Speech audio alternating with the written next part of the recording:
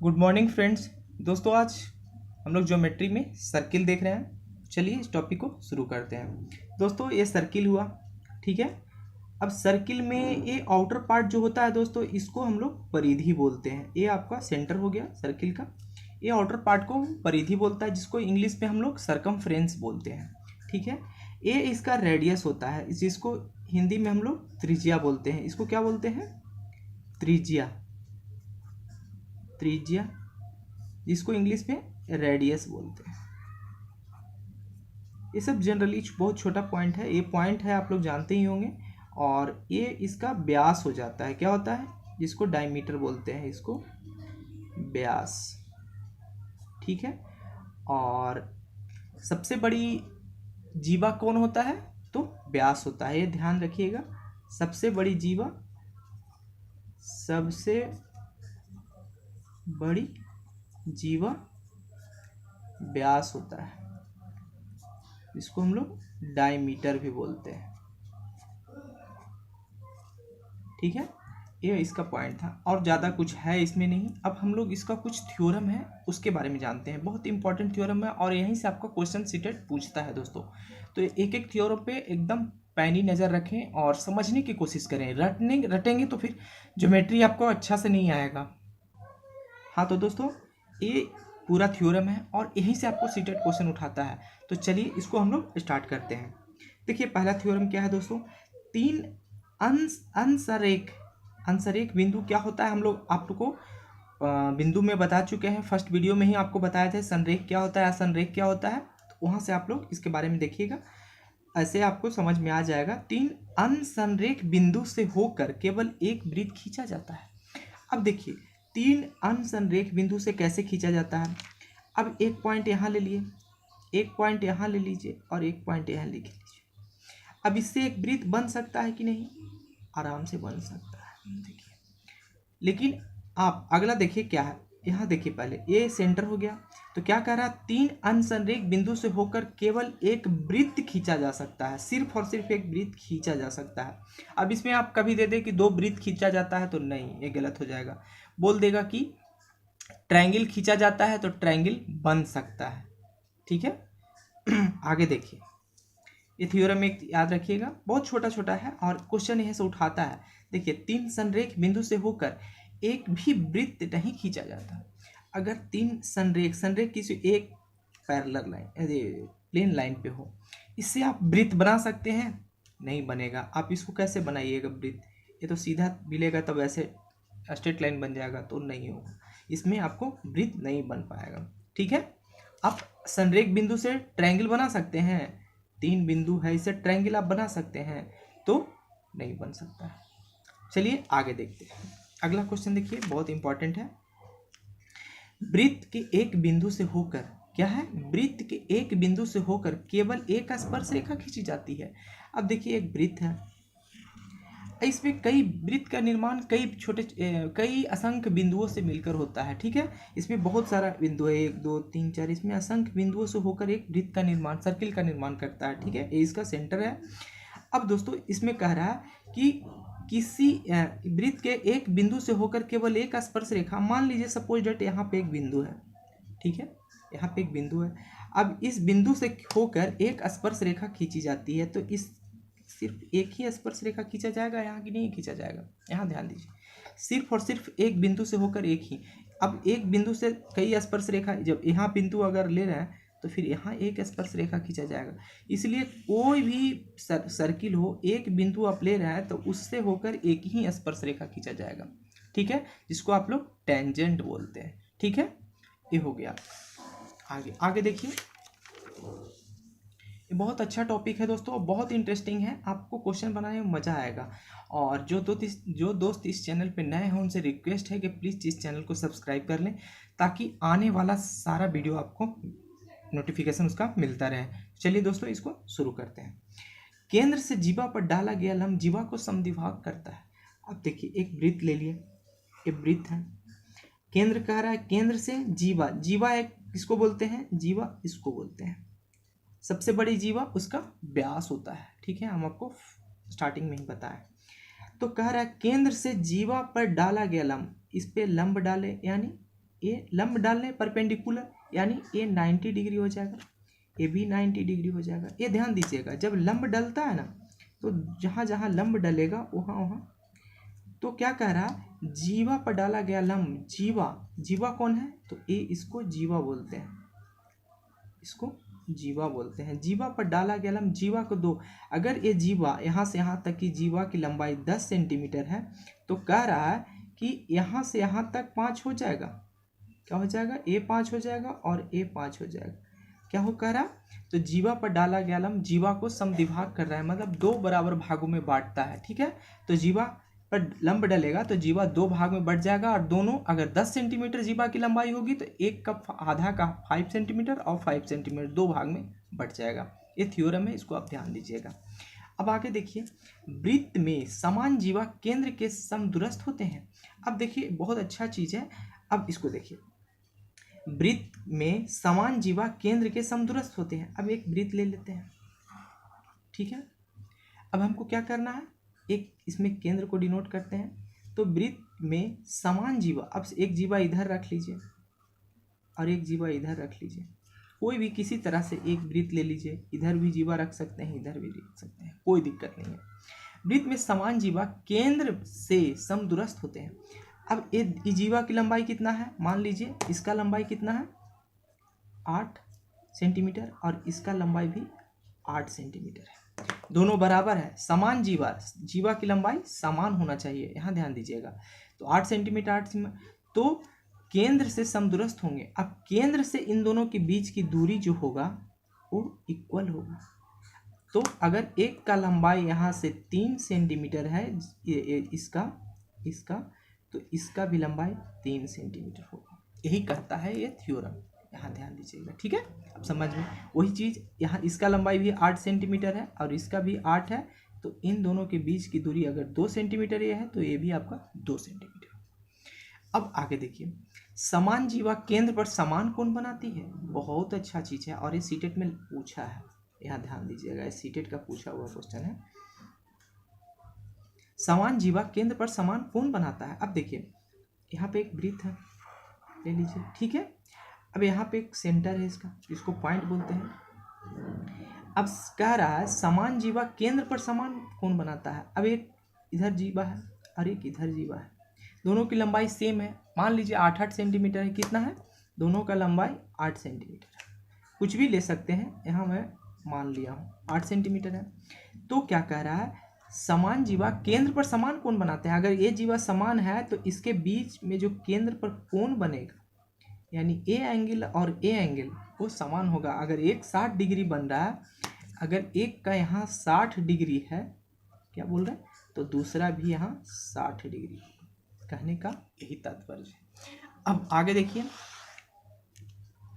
अब क्या कह रहा है, समान चाप के संगत की जीवा समान होती है। अब देखिए कहने का मतलब है क्या, एक वृत्त है, ठीक है। अब इस पे सेंटर ले लिए, पॉइंट है, केंद्र है।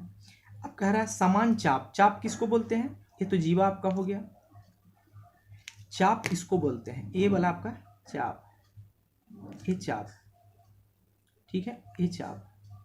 तो चाप है, समान चाप, मान लीजिए इसका लंबाई यहाँ से यहाँ तक सेम है, जितना जितना इसका है जितना इसका है, समान चाप है। ये मान लीजिए ए है और ये बी है, ये सी है और डी है, दोनों की लंबाई सेम है। क्या है, ए बी बराबर सी डी, दोनों की लंबाई समान है, ठीक है। अब कह रहा है, तो क्या कह रहा है, कौन, समान चाप के संगत जीवा समान होते हैं। अब दोनों चाप समान है तो जीवा भी समान होगा, चाप समान हो गया तो जीवा की लंबाई भी समान हो गया। तो फिर आप ये दोनों जीवा जो होगा, जीवा की लंबाई भी, जीवा की लंबाई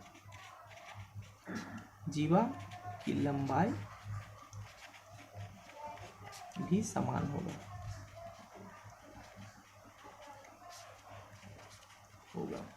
ये छोटे छोटे पॉइंट है दोस्तों और बहुत इंपॉर्टेंट है, आप लोग कृपया इसको ध्यान दीजिए। चलिए आगे देखते हैं, ये देखिए अगला, एक ही वृत्त खंड के कोण समान होते हैं। बहुत अच्छा चीज है दोस्तों, इसको देखिए, एक ही फिर दोस्त थोड़ा सा लाइट प्रॉब्लम हो गया था, इसको देखिए। कह रहा है एक ही वृत्तखंड के कोण समान होते हैं। अब यहाँ पे एक वृत्त ले लीजिए, ठीक है। क्या कह रहा है, एक ही वृत्तखंड के कोण समान होते हैं। अब यहाँ पे हम सेंटर ले लिए, ठीक है। अब एक वृत्तखंड बनाइए, यहाँ से एक जीवा ले लीजिए, इधर एक जीवा ले लीजिए, ठीक है। अब यहाँ पे क्या कर रहा है, यहाँ मिल रहा है और इसको यहाँ मिल रहा है कि नहीं। अब कह रहा है इस एक वृत्तखंड बना, एक वृत्तखंड बना, ठीक है। मान लीजिए ए है, बी है, सी है, डी है कि नहीं, और एक केंद्र वो हो जाएगा, सेंटर से नहीं जा रहा है, यह ध्यान दीजिएगा। तो क्या कह रहा है एक ही वृत्तखंड के कोण समान होते हैं। तो यहाँ पे कहने का मतलब है ए कोण ए बी और डी बराबर कोण ए सी और डी, ए बी डी और ए सी डी, यानी एंगल ए कोण और ए कोण दोनों आपस में बराबर होगा, यही कहना चाह रहा है इस थ्योरम में। आगे देखिए, अर्धवृत्त का कोण समकोण होता है। इस पे क्या होता है, एक त्रिकोण वृत्त ले लिए। अब इसको अर्धवृत्त मतलब आधा, यानी ऐसा वृत्त हो जाएगा हाफ। अब अर्धवृत्त में कोई भी कोण बनेगा तो 90 डिग्री का ही होगा, इसका बाय 90 डिग्री। कैसे भी बन जाए दोस्त, यहाँ से ले यहाँ करें या फिर यहाँ से यहाँ करें, कहीं भी बनेगा वो अर्धवृत्त का कोण 90 डिग्री यानी 90 डिग्री ही होगा। तो इसको आप ध्यान दीजिएगा, अर्धवृत्त का कोण कितना होता है, 90 डिग्री होगा। अब आगे देखते हैं, ये देखिए, वृत्त के बाह्य बिंदु से दो स्पर्श रेखाखंड खींचे जा सकते हैं जो आपस में समान लंबाई के होते हैं। अब एक वृत्त ले लीजिए, कोई कह रहा है कोई बाहर एक पॉइंट रखिए। अब इस पे से वृत्त पर जो स्पर्श रेखा खींचा जाएगा, ठीक है, यहाँ केंद्र है, तो दोनों का लंबाई समान होगा। मान लीजिए ए है, ए ओ हो गया, ए बी है और सी है, यानी ए 10 सेंटीमीटर होगा तो ये भी आपका 10 सेंटीमीटर होगा, यानी ए बी बराबर ए सी। ये आपका इस थ्योरम से कहना चाह रहा है। अब इसका कुछ क्वेश्चन देखते हैं तो आपको ज़्यादा समझ में आएगा, ठीक है। चलिए इसको क्वेश्चन देखते हैं। एक क्वेश्चन देखिए दोस्त, ये सीटेट 2012 में पूछा हुआ क्वेश्चन है, इसको हम देखते हैं।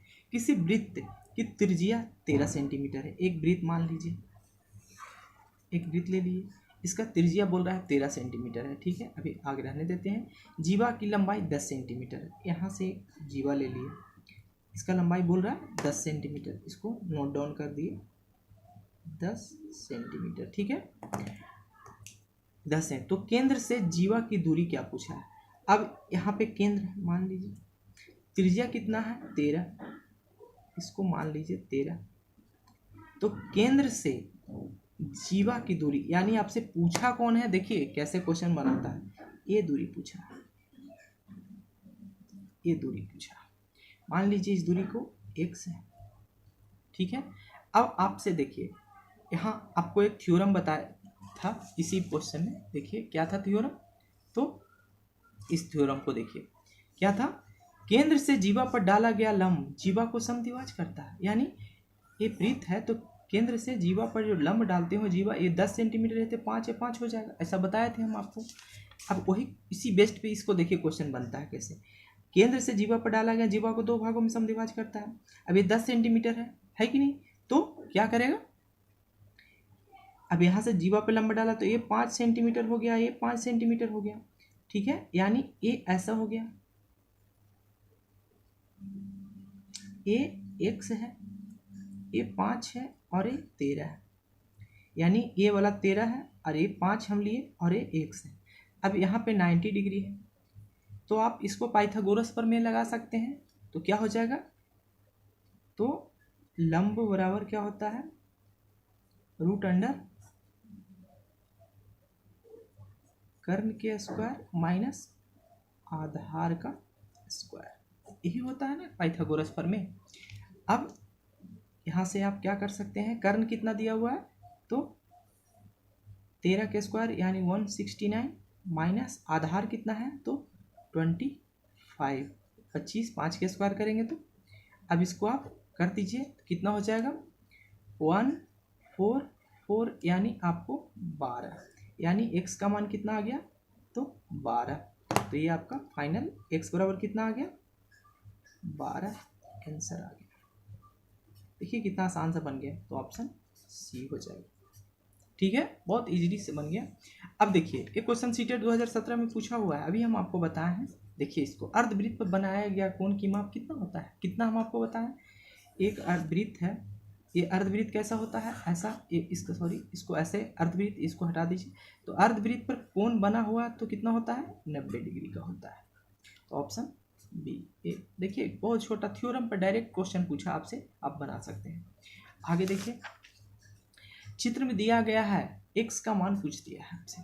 अब x का मान पूछा है, यहाँ ध्यान दीजिएगा, ए बी बराबर सी डी है। ये सीटेट में पूछा नहीं है, एमपी टेट में पूछा हुआ है। क्या है, x का मान पूछा है, तो इसमें क्या कह रहा है, ए बी बराबर सी डी है। ये भी आप पीछे हम आपको थ्योरम बताया उसी पर बेस्ड है, तो ए बी बराबर सी डी है। अब बोल रहा है ए कोण 110 है, 110 डिग्री है, तो इसका मान पूछ दिया है। अब इसमें क्या होता है, जब ऐसा थ्योरम होता है कि जब दोनों बराबर है, दोनों जीवा बराबर हों तो दोनों का कोण बराबर होता है। तो ये 110 है, तो ये 110 आपका हो जाएगा। ये भी आपको थ्योरम हो तो क्या हो जाएगा, 110 है आपका। मतलब अगर आपको थ्योरम क्लियर है तो दोस्तों आप इजीली आप बना सकते हैं। और आप लोग से एक रिक्वेस्ट है, इस वीडियो को ज़्यादा से ज़्यादा शेयर करें। और जो दोस्त इस चैनल पे नए हैं उनसे रिक्वेस्ट है कि आप लोग इस चैनल को सब्सक्राइब कर दें और लाइक ज़रूर करें। दोस्तों इन्वायरमेंटल की क्लास भी रेगुलर आपको चल रही है, और मैं गारंटी देता हूं दोस्तों इन्वायरमेंटल में आपको कोई भी दिक्कत नहीं होगा। आपको 25+ नंबर आएंगे ही आएंगे, बशर्ते आप लोग पूरा कंप्लीट उसको कर लीजिएगा। क्योंकि अभी 5 वीडियो मैं इन्वायरमेंटल का लिया हूँ, और आगे भी लगातार रेगुलर वीडियो आपको मिलता रहेगा। धन्यवाद दोस्तों।